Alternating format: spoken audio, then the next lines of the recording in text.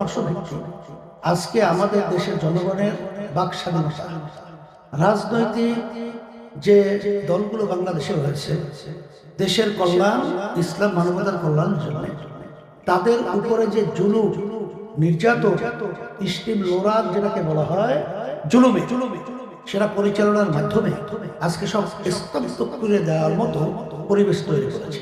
কিন্তু আসলে বর্তমান আমি বলবো এটা জালিমশাহী সরকার।